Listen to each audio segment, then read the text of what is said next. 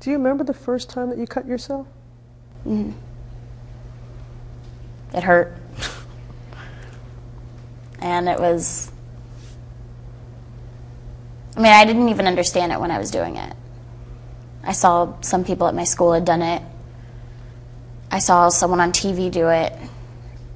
And I thought, this is a way to deal with how you're feeling. Just, you know, other people are doing it, it's fine. I was 11. You were 11 when you cut yourself for the first time. What did you feel from it? It was a way of expressing my own shame of myself on my own body.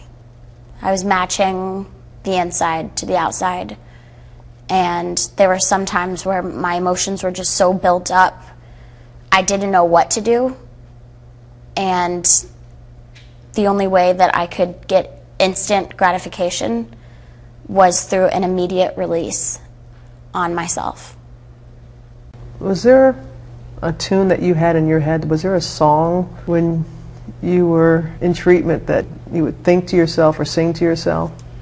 Yes, I had a few songs. One of the songs I actually have tattooed on my rib cage right here, and it says, "You Make Me Beautiful," and it's a song called Beautiful by Bethany Dillon.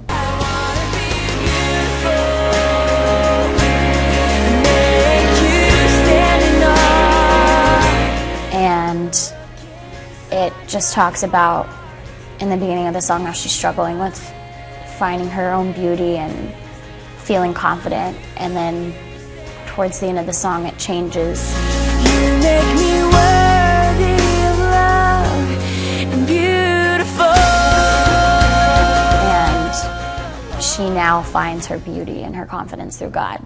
Another song that helped me get through a lot of rough times in there was Strong Enough by Stacey Orrico. He took my life into his hands, which is another Christian song, and it's beautiful. It helped me so much. So, Stacey Orrico, thank you. She's famous for her winning smile and her wholesome charm. Like you're one of us. Hi, I'm Sunny. For the little girl from Dallas, Texas, the desire to perform was homegrown.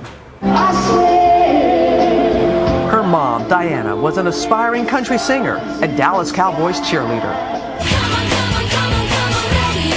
And for her daughter, Demi, it was the classic tween musical, Camp Rock, that catapulted the young talent to stardom.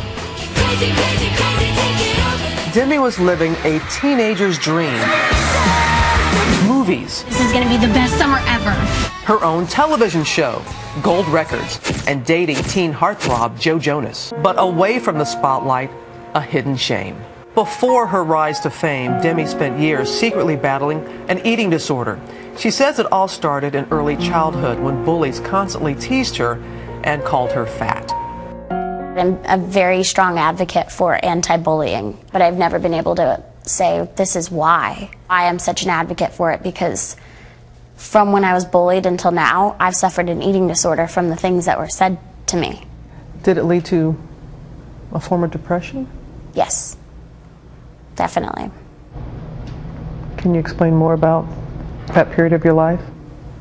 The period of my life that I went through was really dark, and I became very depressed, and my only way of really coping with it was through my eating disorder. So I just stopped eating, and that was my way of coping with it. Her depression would eventually lead to urges to cut herself. I've suffered from cross addictions over the past few years. I was trying to control my eating disorder, trying to get help for it. And when I was taking care of those things, the urges to do that came up. Yeah. So for me, it was okay to do that because I wasn't throwing up anymore. Last fall, Demi checked into a residential treatment center, Timberline Knolls. What was the darkest point for you? I can't really pinpoint a darkest point for me because over the past few years I've had so many I guess my darkest period was going into treatment for that first 48 hours and not having any communication with the outside world, even letting some people know that I was in there. I couldn't talk to anyone, and I was just kind of shocked to be in such a different environment. It was there she learned a shocking new diagnosis. Demi was bipolar. I had no idea that I was even bipolar until I went into treatment. I was actually manic a lot of the times that I would take on workloads, and I would say, yes, I can do this, I can do this, I can do this. I was conquering the world, but then I would come crashing down, and I would be more depressed than ever. During 3 months of inpatient treatment, Demi learned new ways to manage her emotions. Today I'm learning how to cope with issues and cope with urges and things like that in healthy ways. Like, I've picked up knitting. Who would ever thought that, like, I knit on a Saturday night, like, watching TV? I totally do. I'm a knitter.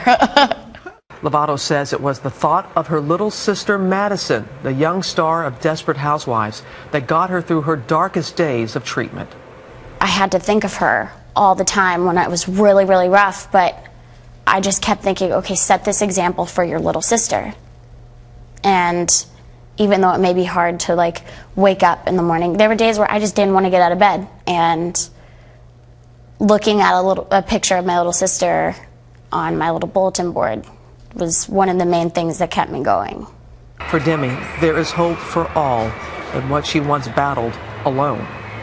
If I can prevent one person today from having the wrong friends, from cutting for the first time, to embarking on a horrible long journey with an eating disorder, if I can just change one life by this message, by saying don't go there, then I'm done.